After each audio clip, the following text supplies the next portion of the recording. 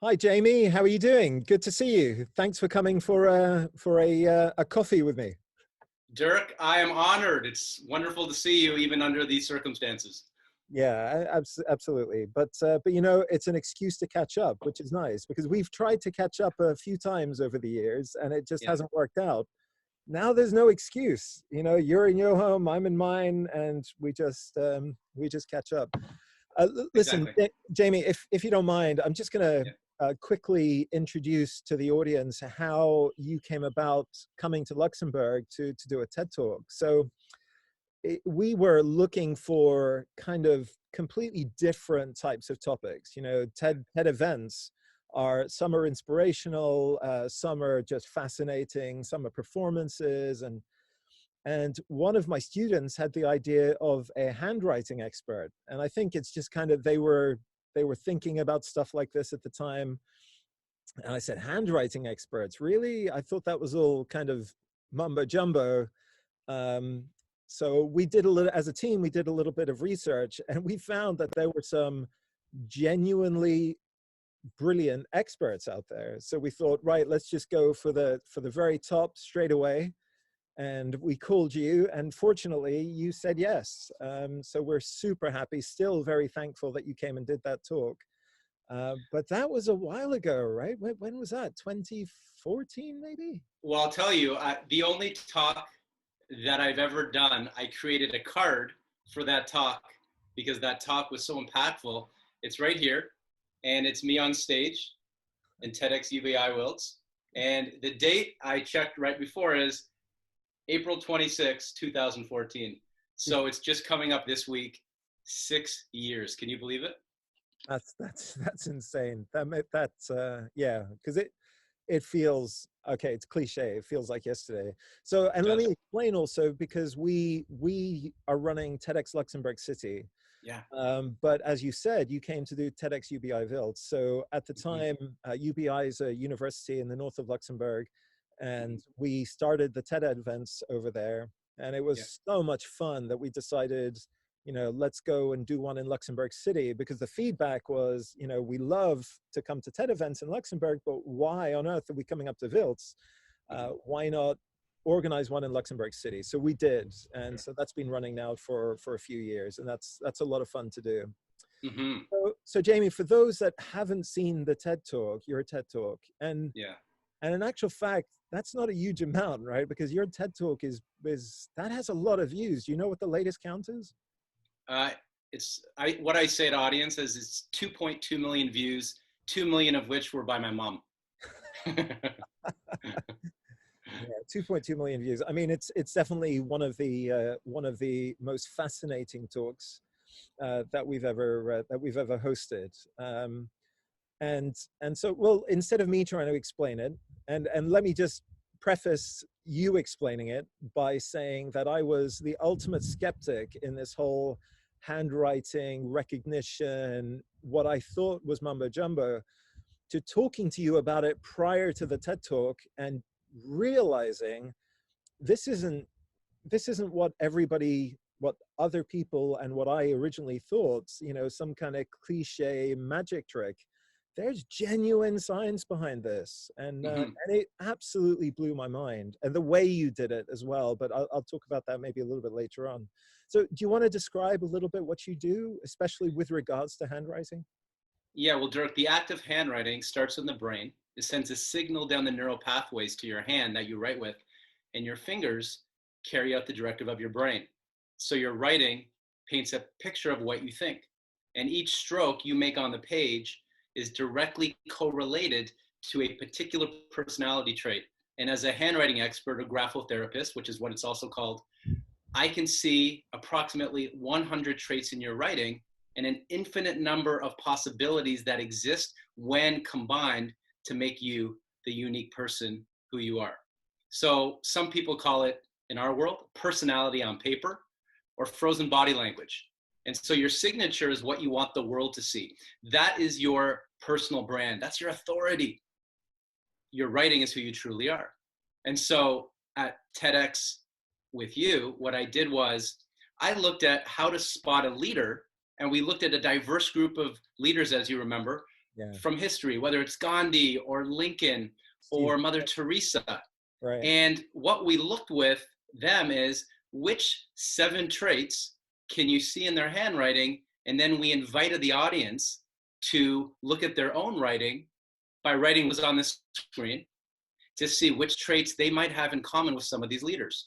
And then provided science-backed strategies and stories, and because we learned through metaphor as well, to really hit home and drive home the lessons that the identified trait reveals.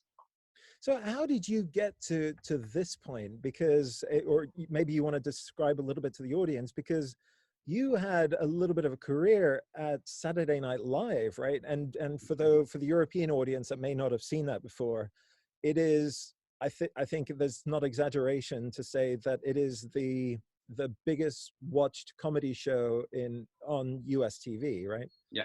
Yes. So you had a career there. What were you doing? I was a behind the scenes guy. So I worked on the corporate side where I helped actually in marketing. We pitched shows. So one of my jobs was what helped me later as a speaker, which was we had to present ideas to corporate executives who all had attention spans of about 10 seconds and were a little bit jaded. And we had to come in and present an idea in about anywhere from 30 seconds to 15 minutes to get them to spend millions of dollars on upcoming shows for Lorne Michaels. Now, I also worked directly on the show. I worked on the pre-recorded programming. So Saturday Night Live has these commercials. They're mock commercials of corporate entities. And I worked behind the scenes working directly with Lorne Michaels, who is the executive producer of the show. Right. It's absolutely fascinating, and you talk about that a little bit in your book also, which was great to read. Thank you. So Jamie, here we are. Yeah. Our world has changed to a place that many would never have predicted anything like this could have happened. I mean, I know Bill Gates very famously in his 2015 talk basically predicted exactly this. But Yeah. for the rest of us, this is just unimaginable. And yet here we are. So how has life changed for you since the pandemic outbreak? Well, the majority of my work was in person, workshops, seminars, one-on-one executive coaching, and also keynote speeches. So that evaporated instantly when the airports were shut down and I can no longer do that. The way that I see it is not unprecedented. I mean, what we're going through right now, anybody who's ever been laid off, like I've been laid off. Saturday Night Live, the reason I left, I don't know if I've ever told you this, was because it was because of 9/11. I was in New York during 9/11, and within a day of that happening, the city was not interested in laughing at that moment in time. So Saturday Night Live and its production company, which I also work for, laid off 20% of the workers. Now, I was one of those who was laid off. They invited me to come back later, but it was complicated for those who've worked overseas. I couldn't just get a visa to come back and forth. So I actually got laid off. And I described that as a pivotal moment of falling upward. And it happened to me again years later as an educator, where the school closed down not that long ago. And I said, my whole world, I have a family, what do I do?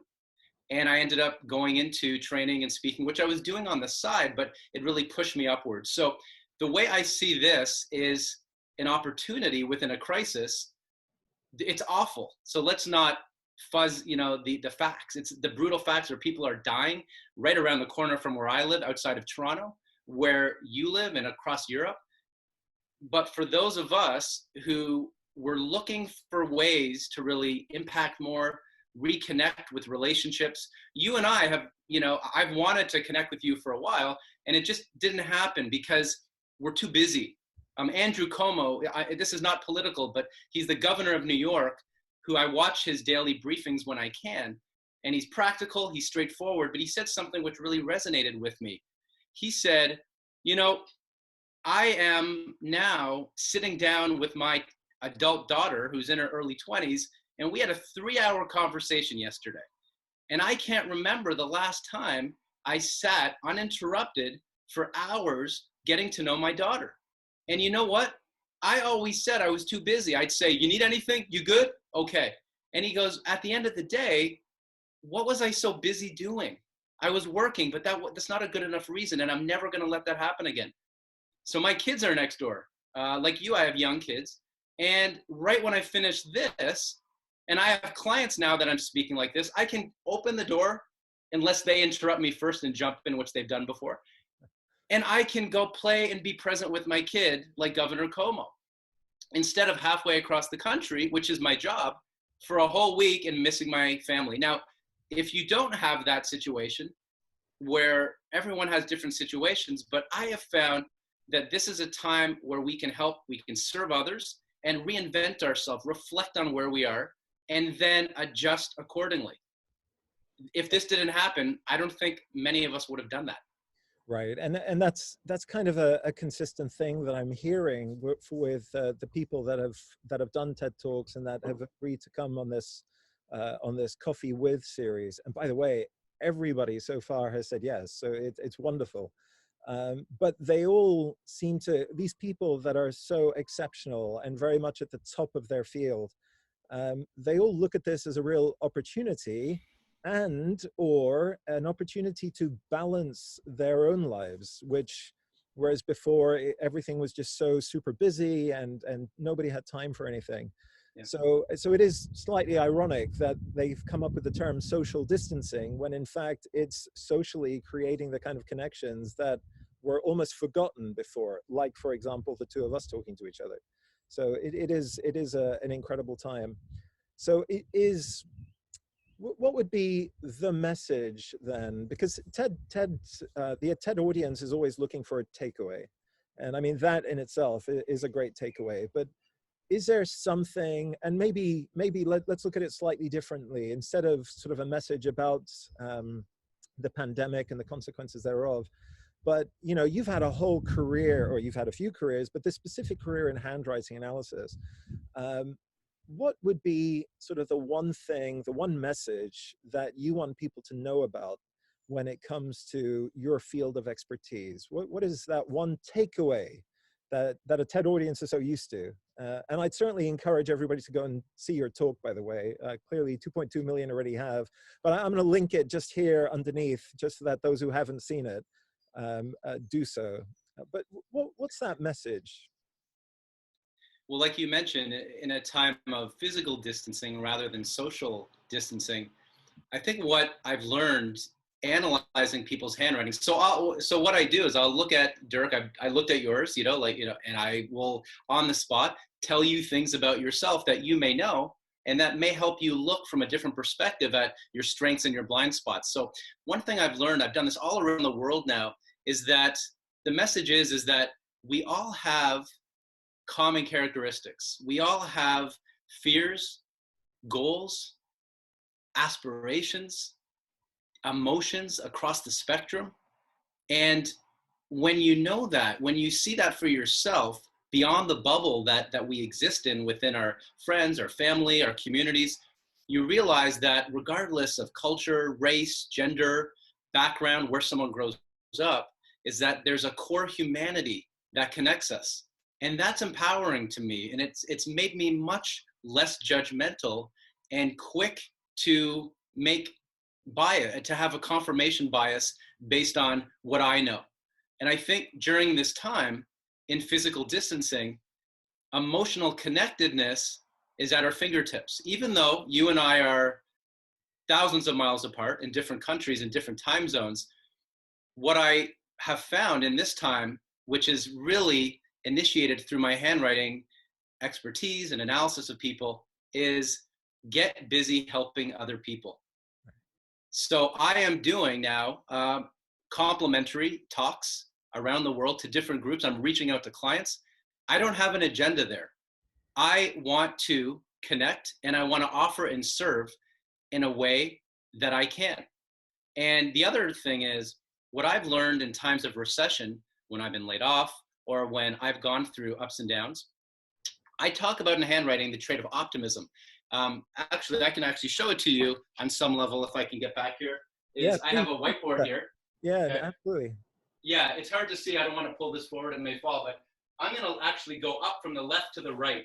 So if you can see my body motion up to the right, I'm actually writing upward. If you look at your own handwriting, even if you're young and you haven't written in years, look at what you write. If you write a few sentences, just write about how you feel today, or what the weather is like. And if your writing goes slightly up to the right, then you have something in common with everyone from Jeff Bezos to leaders around the world who are practical optimists. They see the opportunity they see the opportunity in a crisis. They have a muscular calm in the face of trying circumstances. So if you want to see something as an opportunity here and you're a bit stuck, and I have those days too, even now, is in recession, it's the ideal time to invest in ourselves. We always talk about change yourself and you can change the world. It's a little bit of a cliche, but I would turn that around and say, invest in yourself, and you're investing in your friends, your family, your communities, and your jobs. So this is the ideal time to learn a skill that you need to help you grow, to go down a bit of a productive rabbit hole and see where it leads you to a possible making connections for other careers. Fantastic. Jamie, I promised the audience a little bit earlier on that I would explain one of the things that I absolutely loved about your way of interpreting people's handwriting. So I'll just kind of finish on that, because so I've seen this since quite a lot, because you kind of sparked an interest. And so, and I've met a lot of people that are very, very good at interpreting handwriting and explaining it. One thing that you have always done very, very differently is you clearly have this skill, a skill that you've learned. And when you interpret people's handwriting, because I guess that's the thing that happens most, people come up to you and say, hey, what about me? What about me? Tell me what I'm like. Your interpretations have always been, or your explanations of people's handwriting have always been so incredibly positive, and you deliver the message in a way that you reinforce the skills, the strengths that people have, and you kind of make them concentrate on the fact that they have those strengths. And I think that's always been an absolute heroic thing to do, when you're able to identify people's strengths and make them build on it, identifying that in a way that allows them to push that. Maybe they don't even know that it's a skill, or maybe they don't even know it's a strength, but you relate it to the people that also have that strength, who have made real successes of their life. And I've always just super enjoyed that about you. And I know from being embarrassed and sitting down opposite you and say, hey, Jamie, so tell me about me. What's the things you came out with are absolutely that was life changing. That little bit was it made me really focus on a particular area of myself, which I guess I didn't really understand was a strength, but I kind of moved it forward, and it was really a change in my life, in my career. So I want to thank you for that again. Well, thanks for Jamie, saying that. Yeah. thank you very much. Thanks so much. Thanks for having a coffee with us, and I look forward to seeing you soon. Yes, would love that. Thanks, Dirk. Hopefully in person next time. Yes, definitely. Talk to you Take care, soon. Dirk. Bye bye. Talk to you soon. Bye-bye.